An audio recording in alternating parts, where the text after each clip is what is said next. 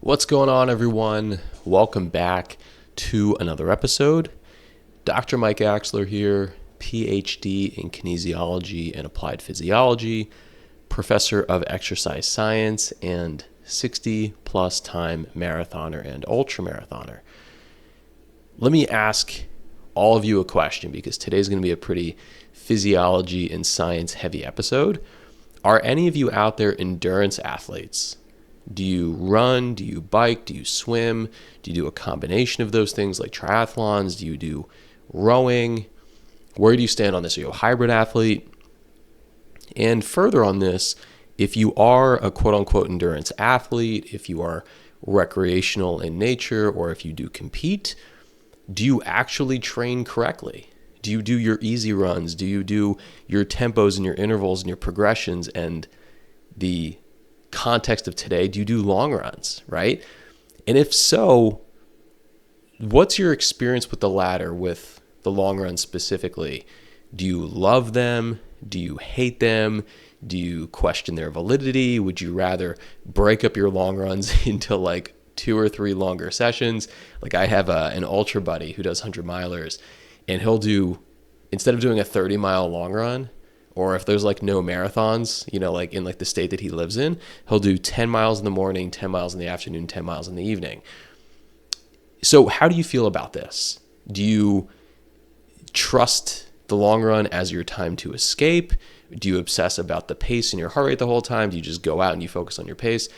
I'm curious to know. Please let me know. Because when I first started coming up in half and full marathons in the latter part of high school and early college, I was really, really set on my long runs. And then when I got into ultras and I was constantly running 50 milers and 100Ks and marathons back-to-back days, I would just make sure to run a half marathon in the morning and another 6 to 7 miles in the afternoon. And the half marathons for me weren't really like a long run. More of like the marathons on the weekends were long runs, but it was just one of those things where it took 2 hours. I'm going to go out and do this thing. And I really kind of stopped stressing about the long run specifically. So we are going to talk about the actual physiology of what happens to our bodies when we consistently do long runs, when we follow them and stay within the heart rate zone, such as zone 2, and if this really has any validity with respect to increasing our health, our longevity, and our performance. So with that, let's get on going. Alrighty, number 1, what counts as a long run specifically? And objectively, a long run is supposed to be zone 2 cardio, around 60 to 70 or 60 to 75% of your max heart rate, which is very, very moderate or modest of a pace. If you actually measure around 60 to 70% of your max heart rate, it's pretty slow and boring, but that's the point of zone 2. You're supposed to be able to do it all day, and if you're feeling a little bored, it means you're doing it well. And if you're constantly checking your watch and you're like a little bit fatigued, it means you're not doing it well. So objectively, long runs are aerobic, so meaning with oxygen. They're zone 2, and they're meant to be longer in duration than whatever your typical easy run is. And that's the subjective part, is that longer runs are longer than your easy runs. If you're running half or full marathons and your easy runs on like Mondays and Wednesdays are like a nice and easy 5 miles, your long run might be 10 miles. It might be 12, it might be 14, 20, depending on where you are in your mesocycle. It can continue to build up.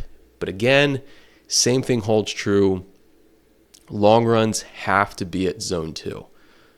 They're marked by a low heart rate, higher fat oxidation, and in general, metabolic flexibility, which we've talked about in other videos. So we're burning off a hearty amount of carbohydrates as well as body fat during the run, which is very advantageous. And they offer a slew of various physiological benefits, which differ from those of HIIT workouts and strength workouts, which we will detail as the video continues. So now it's time to dive in a little bit deeper with physiology. What are the benefits to doing long runs? The first benefit are the endorphins and the endocannabinoids, or AKA the runner's high. We release loads of endorphins and we have increases in endocannabinoids while we are doing the aerobic zone 2 running, such as the long run, as well as hours afterwards. Let's start off with endorphins. So endorphins, you probably know what these are. These are just your body's natural painkillers. They are neurochemicals produced by our brains, and more specifically our hypothalamic pituitary axis, and then they send out this neurochemical and they attach to all different parts of our body and make us feel relaxed. They lower our blood pressure, and they're just a painkiller, right? And they're going to bind to the same receptors as morphine and other various opioids, which gives us that feel good or high effect. And the main job of these very natural endorphins, which we get rewarded with from exercising, is dulling pain and increasing feelings of pleasure.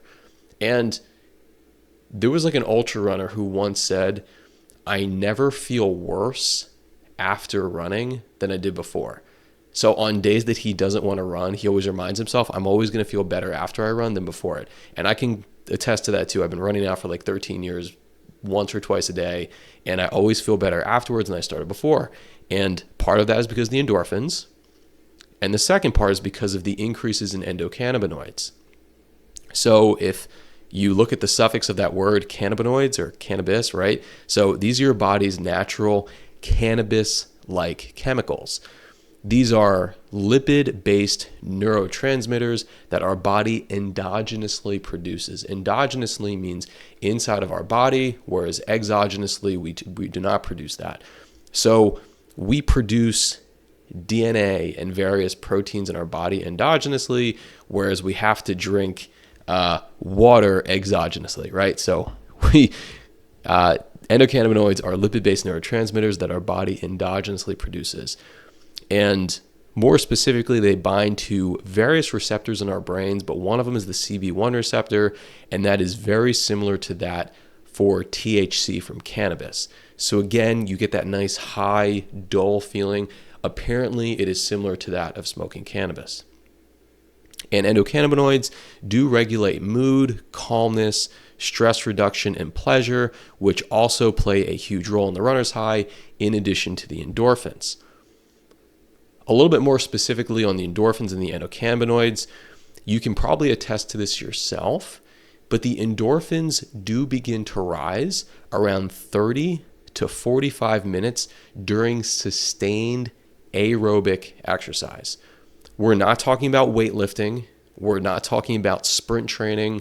We're not talking about the high intensity classes. We're not talking about walking. We're talking about sustained aerobic exercise, really in that nice zone 2 area. Endorphins do begin to rise around 30 to 45 minutes in. And they do typically peak around 60 to 120 minutes in if you're going to go that long, so around 1 to 2 hours in. And the release is tied to exercise duration more than intensity.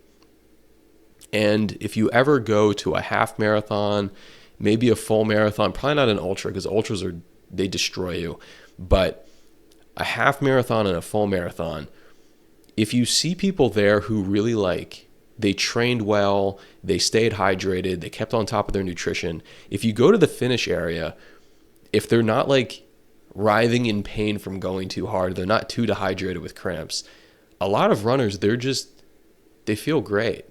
And that's one of my favorite all-time feelings on this planet I've ever had is I've reached, 80 or 90 finish lines between half full and ultra marathons. And every single one of them, I have just basked in the endorphins and endocannabinoids while having this beautiful group of people around me. Whether it was a huge Philadelphia marathon with 40,000 people, or it was something smaller, like a neighborhood marathon with 20 or 30 people. People feel great when they do a long, slow, sustained effort, like a half marathon or full marathon, and it's all good. I might be a little bit dehydrated, I might be a little bit hungry, maybe I chafed a little bit, but it's okay. And that's the endorphins and the endocannabinoids. For the endocannabinoids specifically, they can increase in the first 20 to 30 minutes, so a little bit sooner than the endorphins, during continuous moderate exercise around zone 2, and they do peak around 30 to 45 minutes in, again, depending on both effort and duration. And more intensity isn't always better, as they do get blunted at high intensities, as any of you can attest to if you've ever done interval training, sprint training, repeat mile times. You don't really feel good while doing those. You're feeling exhausted. And this is one of the reasons why zone 2 cardio is so ideal, because the long, sustained aerobic efforts not only isn't going to be super systemically taxing, so you're probably not going to get sick, you're probably not going to get injured, but you can just keep going and going and going, and then it fuels you throughout the rest of the day.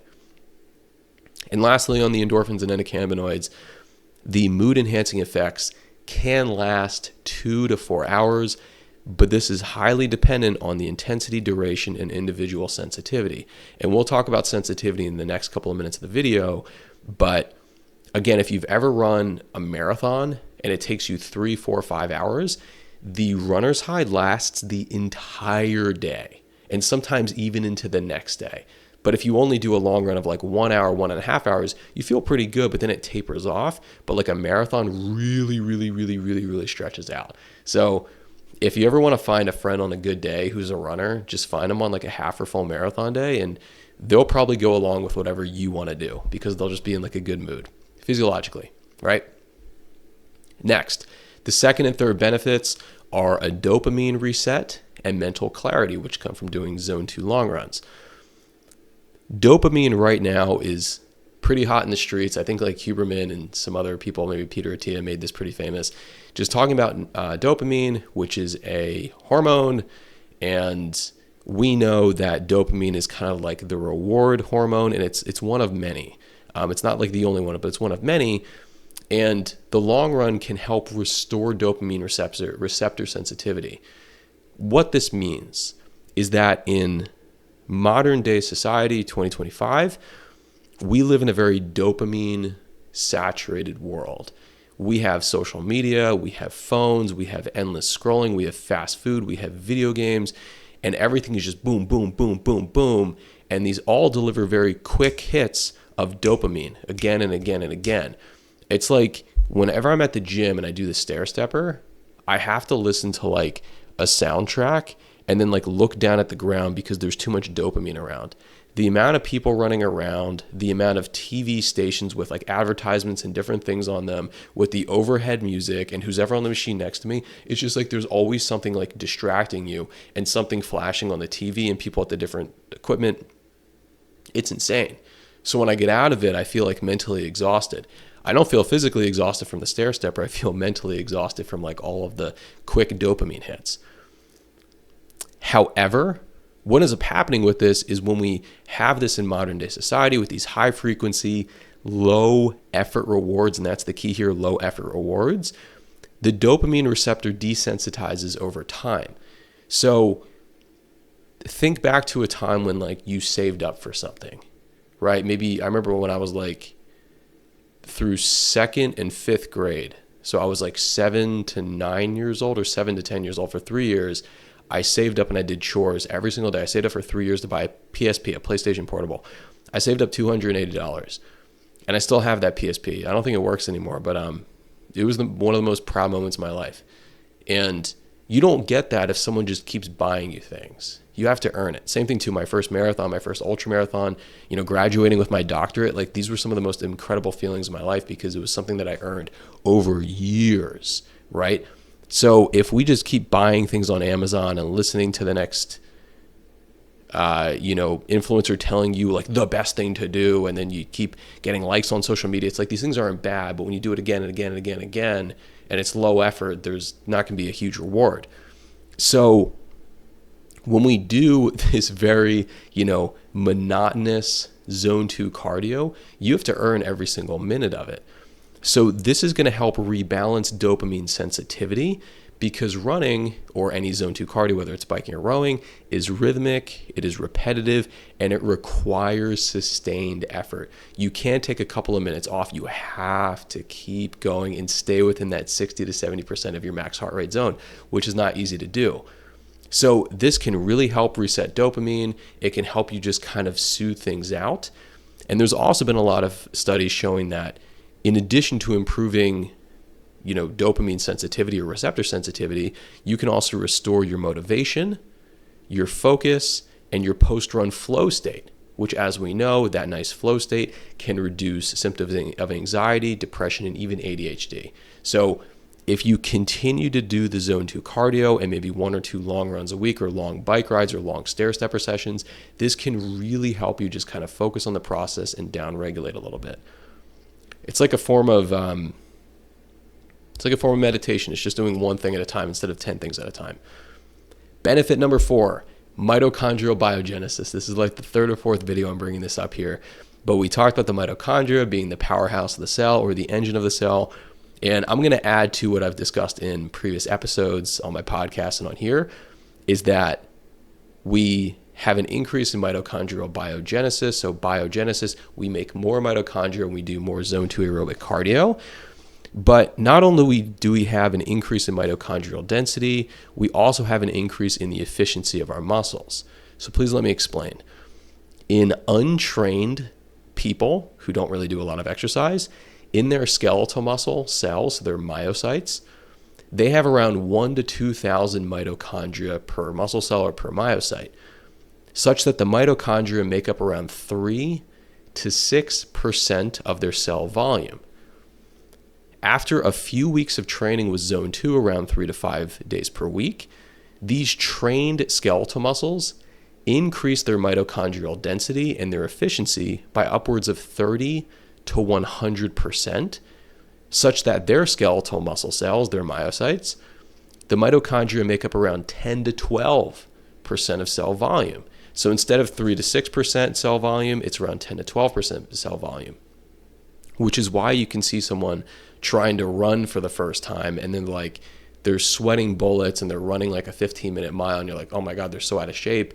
And then in like a couple weeks time, that person can be running 1 mile, 2 miles, 3 miles at like an 8, 9, 10-minute pace. It's like, yeah, our body just continues to make not only more mitochondria, so mitochondrial biogenesis, but more efficient mitochondria, which is amazing. And we know that doing this zone 2 aerobic cardio and the long runs result in larger, denser, and more efficient mitochondria, which obviously increases enzyme activity for fat and carbohydrate oxidation. So the metabolic flexibility we've talked about, increases in oxidative phosphorylation capacity. So you're just better able to do aerobic training. You're better able to just keep going longer at an easier effort, and just an increased resistance to fatigue. So more mitochondria, wonderful. The 5th and 6th benefits to doing long runs are neurogenesis and BDNF boosts. So exercise increases BDNF, which is brain-derived neurotrophic factor. You can think of brain-derived neurotrophic factor, or BDNF, as the quote-unquote fertilizer for our brains. BDNF is a protein that helps our brains just increase brain cells or neurons, and this is called neurogenesis. BDNF also helps strengthen our neural connections, which is called synaptic plasticity or neuronal plasticity. And if you listen to Huberman, that's like the tagline of his show, is just neuronal plasticity. And BDNF also improves learning, memory, and mood regulation. So there's all of these like memes on social media, like on Instagram, that are like, oh, like running makes you smarter, running helps you focus, running makes you happier. And yeah, basically this does. It does. I mean, you're not going to be Einstein, but like we're seeing between like the endocannabinoids, the endorphins, the BDNF, as well as the mitochondrial biogenesis and the plasticity, that the long sustained endurance efforts are really going to help the health and longevity of your brain and your body. Let's keep going. BDNF specifically is released during aerobic exercise in particular, not really during the anaerobic efforts and not really during the tempos or the interval runs and not during weightlifting, but aerobic exercise in particular. BDNF does peak during moderate to high intensity training, especially during the sustained efforts like running and cycling, and there is a more robust burst of BDNF around 20 to 40 minutes. And this can improve long-term brain health and cognitive functioning. So BDNF is a huge benefit. These increases during long and sustained efforts to increase the health and longevity of your brain, as well as your learning capacity, your cognition. Benefit number 7, we do, and this is time now for more of the anatomy, because everything that we discussed before was going to be the physiology of the engineering, the wiring, how does your body work? Now it's time to talk about the anatomy. This is the 7th benefit, and there's obviously more benefits to doing long runs, but I only put 7 here today, and this is going to be positive adaptations in your brain structural changes. So structural MRI studies have shown increases in hippocampal volume with aerobic training. Increases in hippocampal volume do associate with increases in learning, forming and storing long-term memories, spatial navigation, and cognition. So this will show up as improved working and long-term memory, faster learning and recall speed, reduced risk of cognitive decline and dementia down the road, as well as just better mood regulation, because the hippocampus does connect to the limbic system, which is part of how you deal with your emotions. So, and I'm going to talk about the neuroprotective effects against aging, but in general, that's why they always say, like, if you want to focus while you're in class or while you're studying or before work, you should bookend both of your sessions. So if like you're going to class, you're going to work, you're going to study, you should bookend that with aerobic exercise. The strength training is awesome. The high intensity training is awesome. But the best thing that you can do is just increase your endocannabinoids and your endorphins to help you relax and feel good. You increase BDNF in order to just like, again, make you feel good and increase your mood regulation and your learning capacity. And all of this taken together over time is going to increase your hippocampal volume to just increase faster learning speeds, increase the ability to have active recall in order to take short-term memories and store them away as long-term memories, better mood regulation because of the limbic system. So if you can like really start to do this, like exercise a couple of times per day, even just 30 to 45 minutes, not only are you going to lose weight and be healthier and reduce your risks of developing various cardiometabolic diseases, but you're also just going to be smarter and you're going to learn more. And the last thing with the brain structural changes with the anatomy specifically is exercise may be neuroprotective against aging, which increases longevity, such that exercise and in general aerobic exercise can increase the amount of white matter in your brain, which we know white matter and gray matter does degenerate with certain neurodegenerative diseases like Alzheimer's, Parkinson's, dementia, things like that. Awesome. So why is the long run, like the zone 2 aerobic cardio, different from the high intensity interval cardio and even lifting weights? Because there's a time and a place for the aerobic training, there's a time and a place for the high intensity training, and there's a time and a place for the strength training.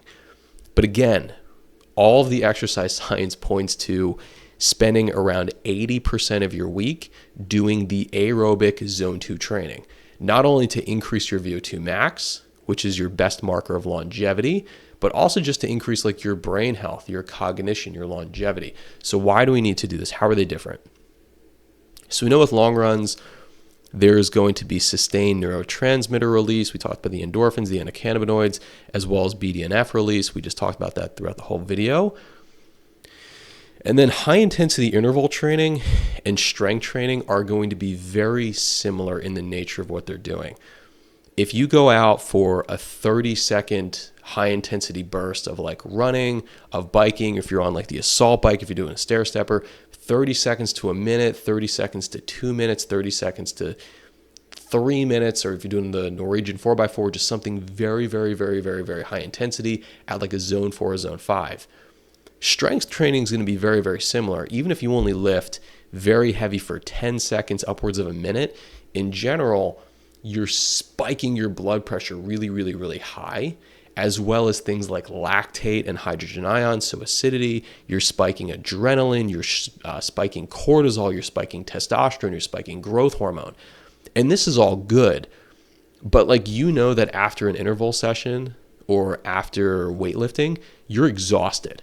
you're not thinking like, oh, I feel so good. Like, you're just destroyed. Your blood pressure might still be up. You're kind of looking around, and it's like, there's a time and a place for weightlifting and a time for high intensity interval training.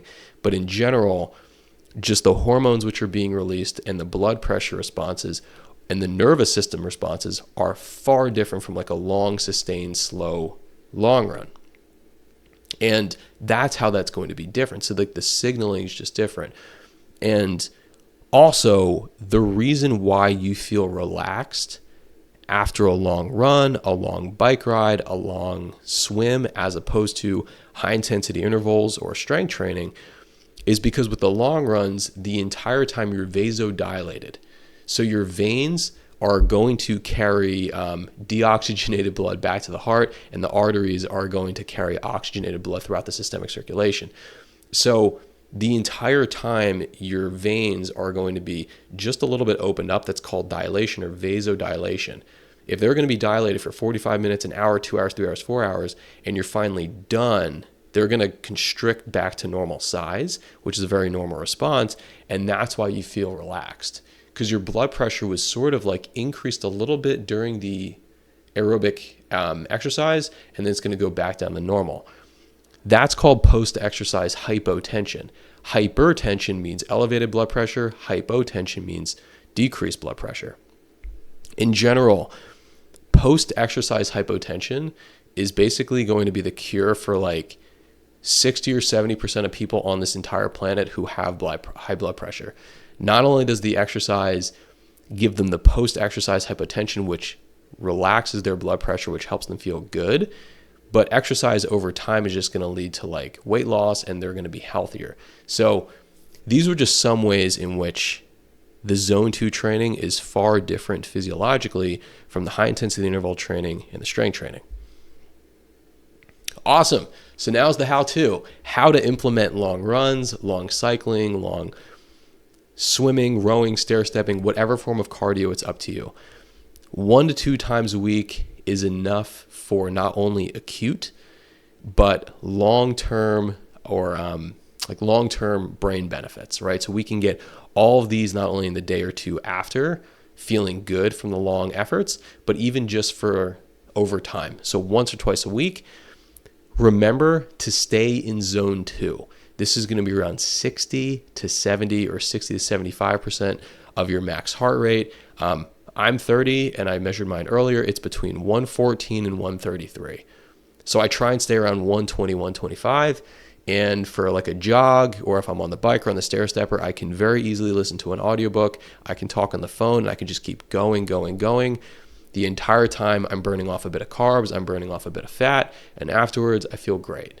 So stay in zone 2. That is the only thing that you have to focus on, is staying in zone 2. Don't worry about your Strava data and your pace. Don't worry about that. This is about zone 2 heart rate. It's not about what anyone's pace or what anyone thinks of you.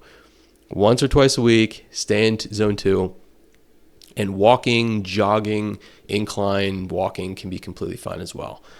So with all of that, I do want to thank you for tuning in to another episode. I do hope you enjoyed this kind of science-y episode. It was kind of fun to make, talking about some of the more deeper physiology. I hope you enjoyed.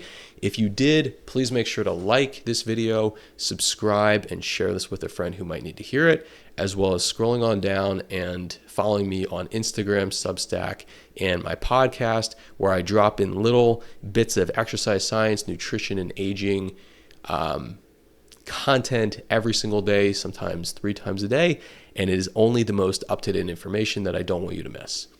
So it is about that time of day. I'm going to go hit the weights, as you should be as well.